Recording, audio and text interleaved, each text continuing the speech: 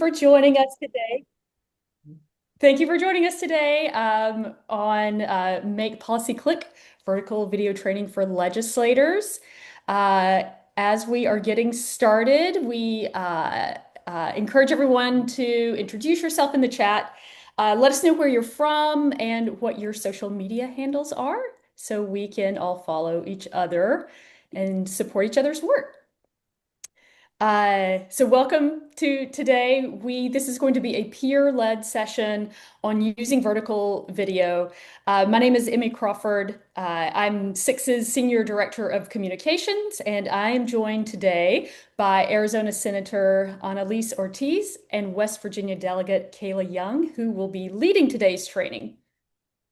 For those of you who are new to State Innovation Exchange, or SIX, for over 10 years, SIX has been home base for over 12,000 network members, helping state legislators team up and turn ideas into impact. So today is an example of the kind of work that we do.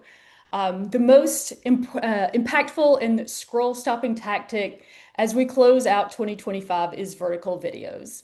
Vertical videos match how people naturally use their phones, making it easier to grab attention quickly in crowded social feeds. For policymakers like yourself, harnessing the power of this communication tactic can help you tell your stories more personable, make them more relatable, more trustworthy, and shareable. This space is created specifically for state legislators and legislative staff. And by the end of our time together, you will be able to understand the policy and power building strategy behind vertical video and be able to apply best practices to create effective policy and power building videos. We are recording this training. We'll stop the recording whenever we get to the Q&A, and we'll share it out with all registered attendees. And we are also saving plenty of time for questions. So throughout this, be sure to drop them in the chat throughout the training. So next, I will turn it over to Delegate Young to talk about how she uses vertical video as part of her larger legislative strategy. Delegate Young. Thanks, Emmy. Hi, everybody. I'm Delegate Kayla Young. I'm in the West Virginia Legislature. If you watch any of my videos, that is the first thing I say. And I feel like that's like how I introduce myself in real life at this point. And it's funny because when I go places, people are like, are you Delegate Kayla Young in the West Virginia Legislature? Because I just like it's second nature at this point for me. But I've been doing social media for a long time. I've been in the West Virginia House. I'm in my third term. We say delegate, one of the few states that do for the state house. And so I started doing vertical video a few years ago. I've always been on Instagram and Facebook and then got on TikTok and mostly started doing TikToks for fun, just kind of as a way to like blow off steam in the legislature and doing trending audios and then realizing that a lot of my constituents and just people that were watching really don't know much about how our jobs work or function at all. And I found that whenever I would see them in real life, they would be like, yeah, I don't know anything about how you do this. And they would kind of feel a sense of shame about that. And so I realized that no one's explaining to them how these things work at all. I have a friend who she's a science communicator, kind of like Bill Nye, and she makes videos where she talked about science. And I thought to myself, why is nobody doing this for the government? And then realized those of us who are lawmakers and at any level really know so much about how this process works. And it's not easy for people on the outside to kind of understand how we do that. And so that fits into a larger comm strategy that I have. I also use Substack and just try to make like evergreen content to explain kind of what's going on in the day to day, but also to just kind of explain like, here's how you use the legislative website. Here's how you submit public comment. There are so many different ways that you can use it. And I think with the rise of vertical video over the past few years, it's really given way for things to be kind of a little less professional and for things to be a lot more authentic. And thankfully, the algorithms that we're working with really, really value authenticity. So I'm going to show you a couple of my videos. One's kind of long, and I'm just going to show you the beginning of it, and then we'll talk about all three of them afterwards. So I'm going to share my screen if I can figure this out and show you some videos.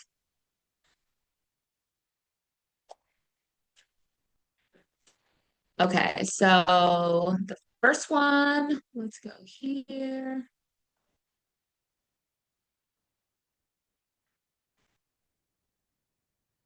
Do you want guns in your kindergartner's classroom? Because that's what the West Virginia Legislature is proposing to do using your tax dollars. Hi, Delegate Kayla Young. I'm in the West Virginia Legislature, and coming up on the House Education agenda this coming Monday afternoon is the kindergarten carry bill. A couple years ago, we had campus carry that passed that now they want to allow guns in grades as young as kindergarten. The bill lets teachers in schools of any grade. Okay, so on that one, you will see that there's a hook at the very beginning. You got to draw people in. You only have them for a second or two to get them before they stop scrolling. So you got to give them a reason to care about why they need to see this. Relate something to their life. Then I like to do my introduction. Delegate Kayla Young. I'm in the West Virginia Legislature. Establish your credibility, who you are. Keep moving. They don't need the whole resume, just a quick little something, and then get into the content. And if you see, mine kind of cuts a lot. I will sit there and say the same thing over and over again. I don't hit stop and do it again. I can't stand the videos where the people are doing this nonstop. Just say it and then you can cut it later. Brevity is really rewarded. People want you to go quickly. I know I watch my videos on 2 times speed because I don't like to sit through the time. So when you can cut it and make it shorter, you can also redo it and try it different ways. But that's a good example of an explainer video where I'm explaining a bill and how that's going to work. Here's the second video.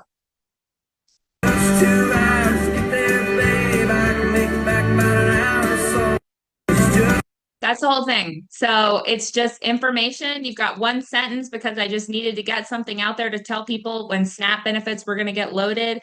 That was just a landscape video I took at a state park the other day and used a trending audio.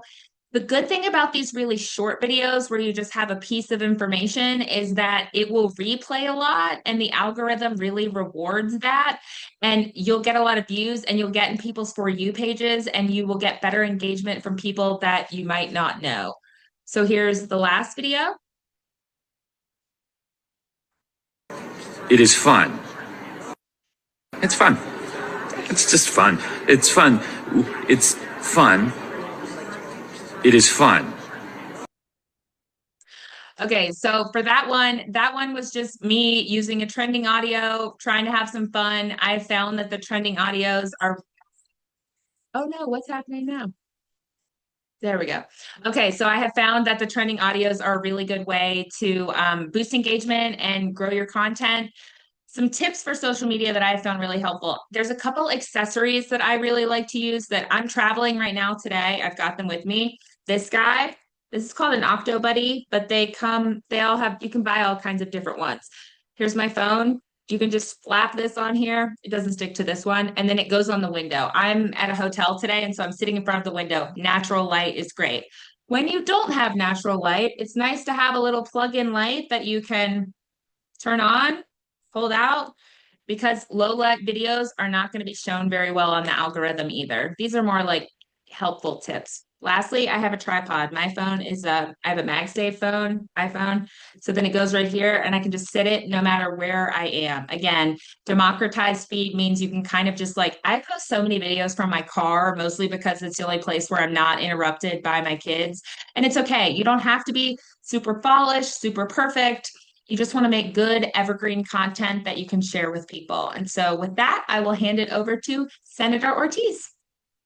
Thank you, Kayla. I am learning so much. I don't have any of those fancy tools, so I have some shopping to do, that's for sure. I'm Senator Analise Ortiz from the amazing state of Arizona. Really happy to be here with you all today. I am a former TV news reporter, and so part of my desire and ability to utilize social media and vertical video in particular is because of my intensive experience and my college degree in broadcast communication. So I like to say that because a lot of times my colleagues will look at my feed and are like, how do you have all this time? And I'm like, okay, it's second nature because it's what I used to do for a living, but also it can be very simple to incorporate the filming of these vertical videos into your everyday routine. And if you do have staff, including some of the staff I see here on this call, that's wonderful. You can help your elected be successful in using these tools and doing it very naturally. So I want to give a couple of examples as well. I mainly utilize Instagram and TikTok, but I also am on Facebook and Blue Sky. I have found that vertical videos on Facebook tend to get comments from people who are not my followers, who are much more conservative leaning. So I do utilize it, but my audience, the people I'm really trying to reach, are mainly on Instagram and TikTok. So I'm going to go ahead and share a couple of examples.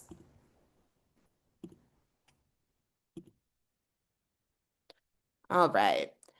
So this first video is about a minute long, and it is from a day 3 of the week with nationwide challenge called the week without driving challenge. I'm Arizona State Senator Analise Ortiz. I was gone most of the day, so I packed a little lunch because in this economy, I'm not trying to DoorDash. I felt more confident taking the bus today, but the bus was late, and I had to take 3 different buses to make it from 75th Avenue in Thomas to 43rd Avenue in McDowell. It took an hour and a half.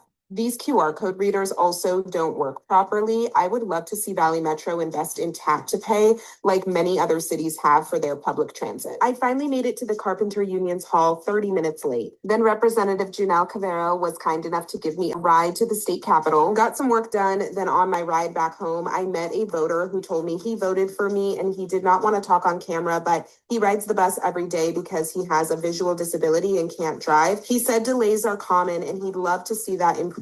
He also would like free transit and buses that run 24/7. I am learning so much about how to better represent my constituents who don't drive. So this video is a little bit of a different format than what we saw from Delegate Young. It is a voiceover, and it, as you could see, incorporated a number of different clips of B-roll. So if you are an elected, being able to just take 10-second videos of yourself as you're walking around during the day. And then when you get home, editing those, and you can record the voiceover right in the app, whether it's TikTok or Instagram. And I have found that this editing software is very, very simple to use. And to the delegate's point about it doesn't have to be polished and perfect, your audience and the algorithm actually prefer it to be scrappy and dirty and messy, right? Like, of course, you want to take some time editing it so it flows, so it looks good. But for the most part, people really do want to see that behind the scenes look. And this model with a voiceover is also a great tool to use if you are a staffer, because then you can more easily get that B-roll of your elected as they're going from event to event. You can type them up a 30-second to 1-minute script and just ask them to quickly record the voiceover, and then the staffer can then edit the video, and the audience will probably not be able to even tell the difference that it was the staffer doing it versus the elected. The next example I'm going to show is one of my favorite tactics because it is so quick to do. And it is something that really I have found makes my videos go viral in a way that grows my audience. So I'm going to show it and then I'm going to explain a little bit about the strategy to this video.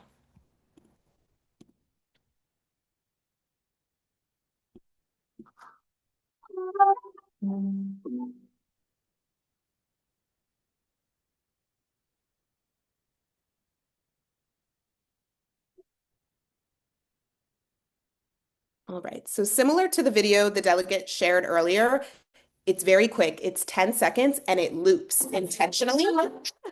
I hope you couldn't hear that. Okay, so it loops intentionally because the algorithm rewards the more times people are watching your videos. So there's a lot of text, so people are probably going to read it maybe once, maybe twice, and reach that 10 seconds, and then it's going to loop again. And that means that you're getting 2 or 3 views from just one person looking at the video. Now, the action I was doing, right? I was doing something very casual. I was sitting eating lunch in my office. It took me no longer than 3 minutes to put that video out, and it ended up getting 200,000 views, 51,000 likes, and 471 comments. The text on the video was something controversial, timely, and emotional, right? People are going to stop and read that and either get really, really pissed because they're with us on the immigration issue and they are tired of people being deported, or they might disagree and then leave comments about arguing about immigration, right? And even that is assisting with the growth of the video and with the virality, right? The ability for it to be shared and to reach more people. And the fact that I'm just kind of doing something casual, eating my lunch in my office, helps with the relatability and the authenticity. I have used this same model when I'm working out on the treadmill, when I'm doing my makeup. And people, they're not so much paying attention to what you're doing in the background. They're reading the text, but it does add a layer of behind the curtain that I think people really do want to see from elected officials. And then it furthers my messaging goal around immigration, making sure people are understanding what the Trump administration is doing, breaking it down for people in a way they can understand. And so that was another video that went a little viral. So from there, I do want to share just a little bit about how I plan and pace my videos.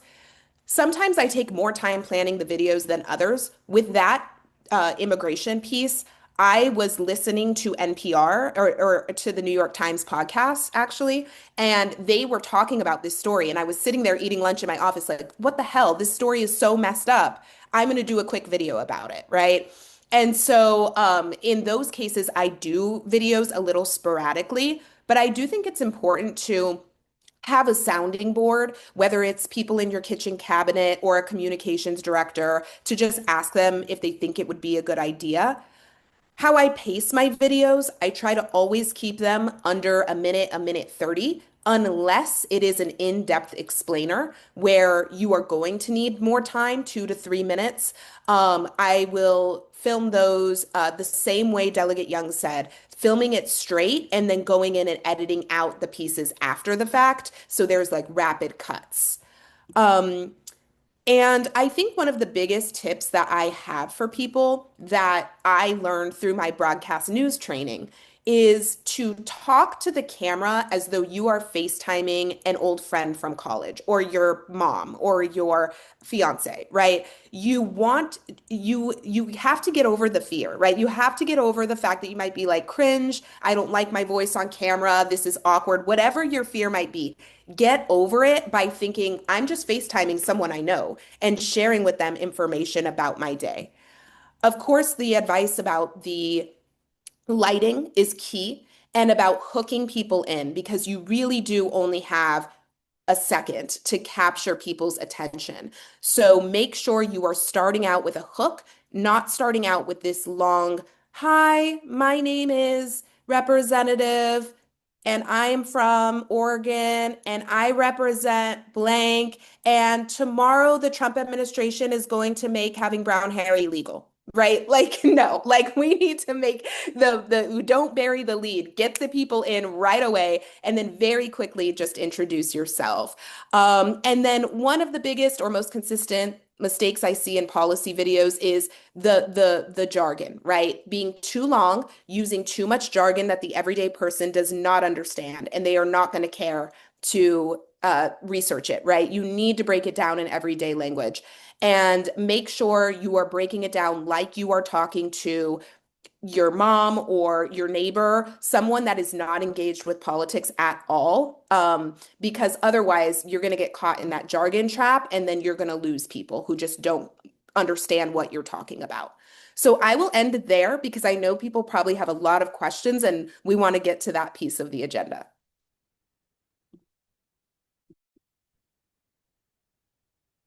Okay, wonderful. Thank you both so much. I am furiously taking notes, learning so much here. This is fantastic. Um, and I think one of the pieces that really stood out to me is this kind of the importance of like behind the scenes and the transparency and to kind of have that frame as you're doing this. And this is what is pulling people to this content and why people are curious about this. So kind of letting them see behind the curtain. So that was really helpful for me. We'll start off again. Please add your questions to the chat. We had a question